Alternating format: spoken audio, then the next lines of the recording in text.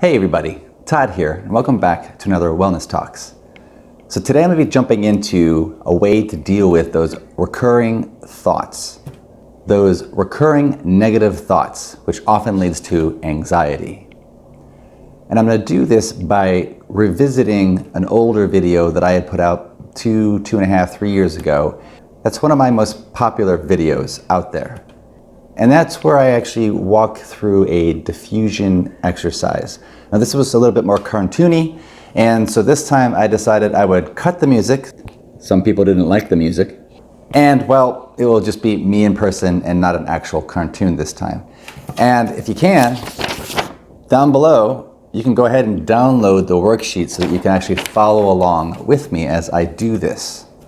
So diffusion, first off, what is it? In ACT therapy, one of the common themes that we utilize is that we often get hooked by a thought, that recurring thought.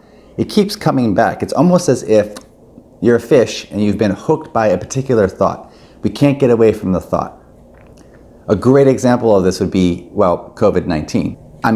COVID-19, everywhere we look, recurring thought just keeps showing up in response to that stimuli. COVID-19, COVID-19, COVID-19. And it's a lot for us to deal with. So the diffusion exercise where I'm about to go through is simply going to help you to identify, is it the COVID-19 or other thoughts that may be coming up? I'm not good enough, what if I fail? There are a whole slew of thoughts, and I'm going to leave it up to you to pick one, and I'll just use an example as I go through. What this diffusion exercise allows us to do is to identify that recurring thought, that just keeps coming back, like that we've been hooked by. And it allows us to really see it for what it is. It's a thought. It may not appear like a thought at first. It's almost as if it's true. But when you're done with this exercise, I think what you're going to find is that it's really just a thought. And then when we can give ourselves that distance, when we can defuse from that thing, then we have the ability to pivot in a different direction and focus on something that actually matters to us. So, like I said, one of the critical components in ACT is being able to pivot away and move off in a direction that is a life that we want to live. So, without further ado, let's jump in, pull out that worksheet, and give it a go.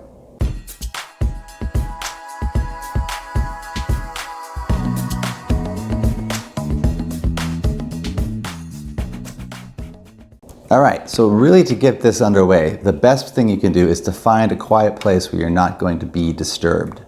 And what I'd like for you to do right off the get-go is just a little here and now, a little grounding exercise, and I'd like for you to pay attention to 3 breaths.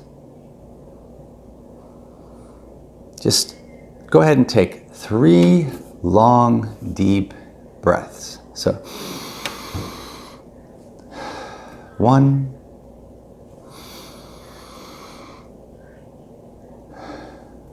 2, and 3.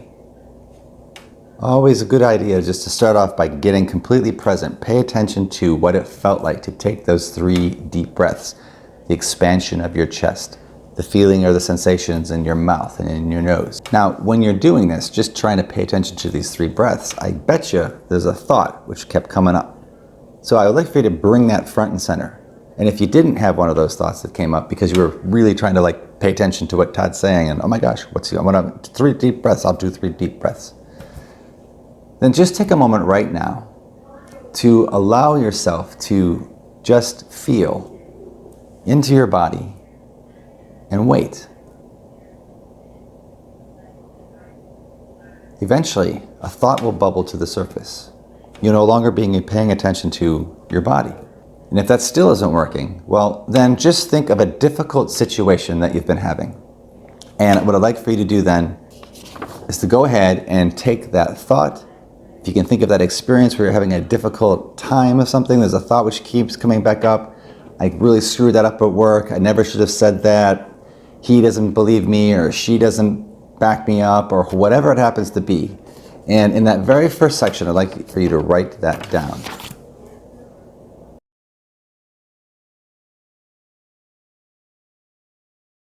So I'm going to go ahead and use something that I've been actually hearing in session quite a bit this week, and that's, I am not motivated to do anything.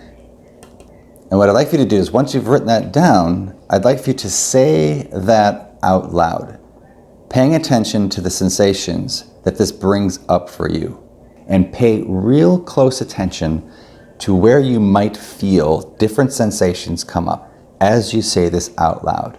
So if I was to use mine, I'm not motivated to do anything. And I've actually been doing that. I've actually been having this thought myself for the past 2-3 weeks, on and off. I'm not motivated to do anything right now. And even me just saying that to you right in this moment, I feel like a heaviness just settles on me, across my shoulders and in the pit of my stomach, inside of me. I would actually have to figure out a way to open myself up to try to get in there and scoop it out, get it out of me. That's what we're looking for. We're looking for that emotional cue, that emotional connection to the thought. If you're saying a thought and it's not really doing much for you, then go a little bit deeper. So for instance, I'm not motivated to do anything. Maybe that's not enough. If I was to go underneath that a layer, I might be able to be like, well, what this is really saying, what I'm really thinking is, I'm being really lazy. Or whatever your thought might be. Now, what I'd like for you to do is we're going to take that first component that we had, and we're going to actually add right on top of it, I am thinking. So what I'd like for you to do is to write out, I am thinking, right above, I am not motivated to do anything, or whatever your sentence was. I am thinking, whatever your sentence was. Go ahead and write that down.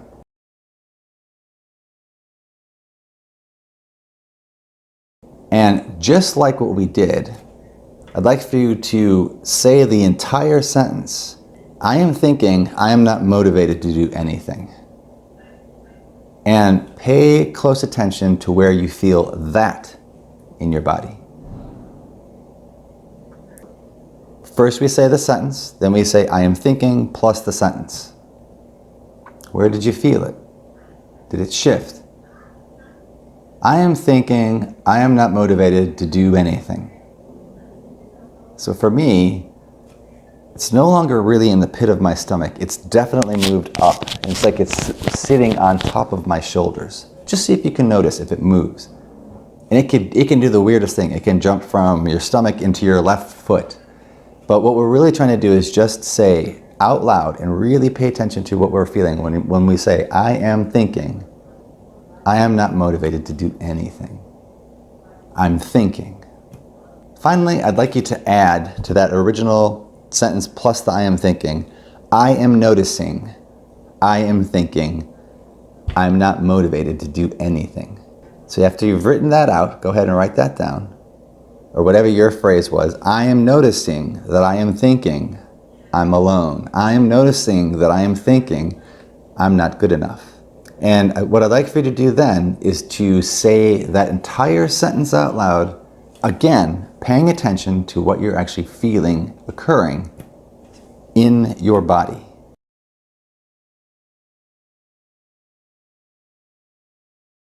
So I'm noticing that I'm thinking that I'm not motivated to do anything. And even just saying that, playing around with this myself, and I've been doing this for the past couple days, week, is that it lightens it up. Actually, when I say that last sentence, I'm noticing that I'm thinking the thought. It's a statement of fact. That's what's actually happening. So why this works is that the very first statement, I am not motivated to do anything. It's a statement as a subjective truth. I am not motivated. It's almost as if it's true. But when I add the I'm thinking I'm not motivated to do anything, I start to pull away from this thought. It's almost as if I had my hands over my eyes, and this is the first one. I am not motivated to do anything. This is how the world looks to me. When I say I'm thinking, it's almost like I'm seeing through the cracks in my hands. And then when I say I am noticing, It's out in front of me. I'm allowing myself space to open up, to become larger, to see that I'm actually larger than I was thinking I was. I'm noticing that I'm thinking whatever the thought was. Now, doing this isn't going to make that thought go away, but doing this allows me to put it out here in front of me. When I'm like this is the entire world. When I'm like this, I can see that there's a world beyond this thought. And when I do this, I can actually see that it's a thought. And as soon as that occurs, as soon as I diffuse from that thought, I objectify something that I was once subject to, then I can actually look around and see that there are other options that I could be doing right now that line up more closely with something that matters, a personal value. And this is actually why understanding what your personal values are is so important. And so if you get a chance, you should check it out up here, how to drill down and figure out what your personal values are. Because once we have these things in place, once I can open myself up, I can be aware that this is a theme that shows up often. So if you do this often enough, you'll begin to notice that you actually have go-to, I'm not good enough, I'm not strong enough, I don't belong here, I don't trust this person. All the different, you'll start to notice that there are a lot of different themes, and there are ones that are personally yours that you will just go to, and there's ways that we respond to that thought, especially when it's here. We will just react. Now you actually have the ability to shift and move off in a direction of value that matters to you the most. It may not be the easiest thing to do. This may not go away. This is where the whole holding it lightly, which you can actually watch right here, talks about, is how to just begin to hold that lightly, because sometimes this is a pretty disturbing thought, and it may even be true. Something bad may have actually happened, and COVID is definitely one of those things. It's just sitting there. What do we do with this? But if I let this control me and I stay at home and I will actually self-fulfill my prophecy of not being, I won't do anything. So I won't be motivated to do anything, and I won't do anything because I'm just going to sit here and be motivated to do nothing. Where if I could pull away from that hook, pivot towards what matters, move in a direction of a personal value, at the end of it all, when I look back on everything, it will have been meaningful. So I hope that this tool has been useful. I hope you get something from this. And until the next time, may you be well.